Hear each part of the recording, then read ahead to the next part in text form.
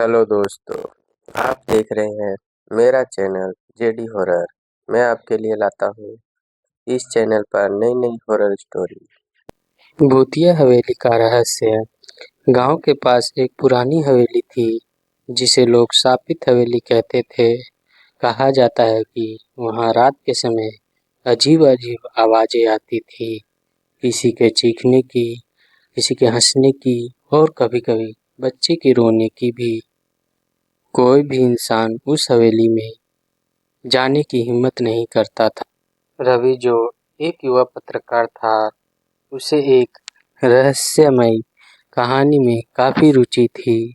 जब उसने हवेली के बारे में सुना तो उसने उस हवेली में जाने की और उस जगह की सच्चाई पता लगवाने की कोशिश की।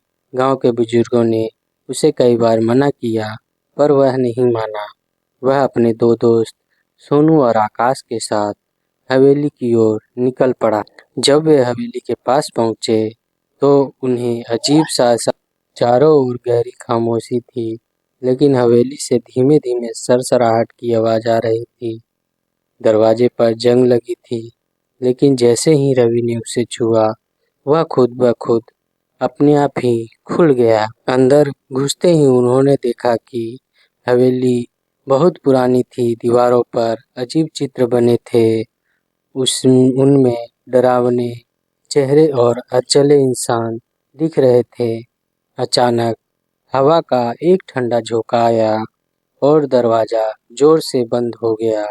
अब वे हवेली में कैद हो चुके थे।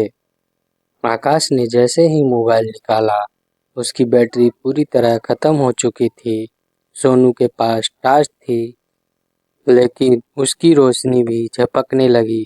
तभी अचानक एक खिड़की से तेज हंसी की आवाज सुनाई दी। तीनों दोस्त ठिठक गए। रवि ने धीरे से कहा, यहाँ कोई है? अचानक सीढ़ियों पर किसी की भारी कदमों की आहट सुनाई दी। तीनों ने देखा कि एक सफेद साया धीरे धीरे उसकी ओर बढ़ रहा है। उसकी आंखें सुर्ख लाल है और उसके हाथों से खून टपक रहा है। सोनू घबरा कर भागने लगा, लेकिन जैसे ही उसने दरवाजा खोला, वहां एक कंकाल खड़ा था जो धीरे धीरे हिल रहा था।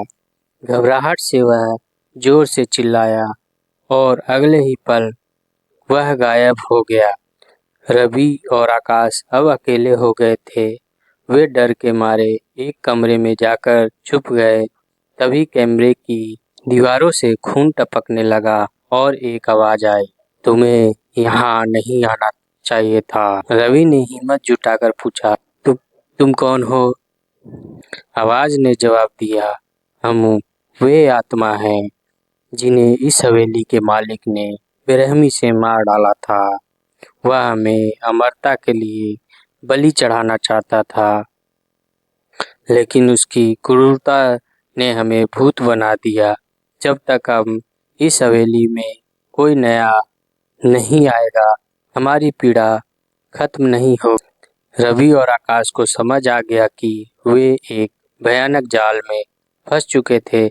जैसे ही वे भागने की कोशिश करने लगे, हवेली की दीवारें सिकुड़ने लगी और उन्हें घेर लिया। अब उनके पास कोई रास्ता नहीं बचा था। अचानक एक दरवाजा खुला और हवेली के मालिक की याद वहां खड़ी थी। उन्होंने कहा, अब तुम मेरी अगली बलि बनोगे। रवि और आकाश ने एक दूसरे की ओर देखा, अपनी पूरी ताकत से बाहर की ओर भागे।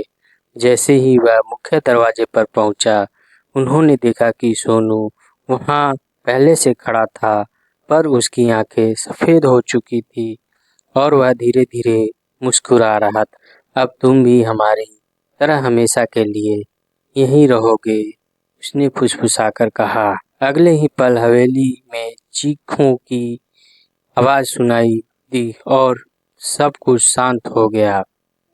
गांव वालों ने अगले दिन देखा कि हवेली के बाहर किसी ने खून से लिखा था, कोई भी यहाँ न आए, वरना हवेली तुम्हें भी अपना हिस्सा बना लेगी। और फिर कोई भी उस हवेली में जाने की हिम्मत नहीं कर पाया। आज की दूसरी कहानी।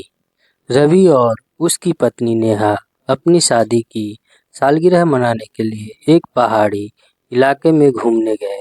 उन्होंने एक पुराने लेकिन शानदार होटल में कमरा बुक किया, कमरा नंबर 306। होटल के मालिक ने उन्हें चेतावनी दी, अगर रात में कुछ अजीब लगे तो दरवाज़ा मत खोलना। रवि और नेहा ने इसे एक मजाक समझा। वे अपने कमरे में चले गए और सोने की तैयारी करने लगे। बाहर घना कोहरा था और ठंडी हवा की सरसराहट अजीब सी लग रही थी। रात के ठीक 12 बजे दरवाजे पर दस्तक हुई। टक टक टक टक। नेहा ने रवि से कहा, शायद होटल का स्टाफ होगा। रवि ने दरवाजा खोलने के लिए जैसे ही हाथ बढ़ाया, उसे होटल मालिक की चेतावनी याद आ गई। उसने झांककर देखने की कोशिश की, लेकिन वहां कोई नहीं था। जैसे ही उसने दरवाजा बंद किया, अचानक कमरे का टेलीफोन बज उठा। रवि ने फोन उठाया। दूसरी तरफ से एक डरावनी फुसफुसाहट सुनाई दी, दरवाजा मत खोलना वरना तुम वापस नहीं जा पाओगे। रवि का दिल जोर जोर से धड़कने लगा। उसने खिड़की से बाहर देखा, लेकिन वहां सिर्फ अंधेरा था। अचानक कमरे की बत्तियां झपकने लगी और ठंडी हवा पूरे कमरे में फैल गई। नेहा बिस्तर पर बैठी थी, लेकिन अचानक उसने देखा कि आईने में कोई खड़ा है। एक सफेद साया जिसकी आंखें लाल और चेहरे पर गहरे घाव थे। वह धीरे धीरे आईने से बाहर आने लगी। नेहा ने जोर से चिल्लाया। रवि ने देखा कि आईने में अब कोई नहीं था, लेकिन कमरे का दरवाजा खुद ब खुद धीरे धीरे खुलने लगा। बाहर एक लंबा भयानक काला साया खड़ा था, जिसकी आंखों से खून बह रहा था। साया धीरे धीरे अंदर आया और फुसफुसाया, यह कमरा अब तुम्हारी कब्रिस्तान बनेगी। रवि और नेहा पूरी तरह डर गए। उन्होंने भागने की कोशिश की, लेकिन दरवाजा अपने आप ही बंद हो गया। कमरे की दीवारों से खून टपकने लगा और अचानक बिस्तर पर एक जली हुई लाश दिखाई दी, जो धीरे धीरे हिल रही थी। अचानक नेहा हवा में उठ गई और जोर जोर से चिल्लाने लगी। उसका चेहरा डरावना होता जा रहा था। उसकी आंखें सफेद हो गई। रवि ने घबराकर भगवान का नाम लिया और दौड़कर खिड़की से कूद गया। जब उसने मुड़कर देखा, तो कमरे की सारी खिड़कियां और दरवाजा गायब हो चुकी थी, जैसे वहां कोई कमरा नहीं था। वह दूसरी दुनिया में चले गए थे। अगली सुबह होटल के मालिक ने पुलिस को बुलाया। जब उन्होंने कमरा नंबर 306 की जांच की, तो वहां कोई नहीं था, न रवि न नेहा। पुलिस ने पुराने रिकॉर्ड खंगाले तो पता चला कि कई साल पहले उसी कमरे में एक नवविवाहित जोड़ी की रहस्यमय मौत हो गई थी। उसके बाद से जो भी वहां ठहरता है, वह कभी वापस नहीं लौटता। रात के अंधेरे में होटल की गलियारों में अब भी धीमी फुसफुसाहट सुनाई देती है। कमरा 306 अब भी तुम्हारा इंतजार कर रहा है। तो दोस्तों, यह कहानी आपको कैसी लगी? अगर अच्छी लगी हो तो चैनल को सब्सक्राइब करो और चैनल को लाइक करें।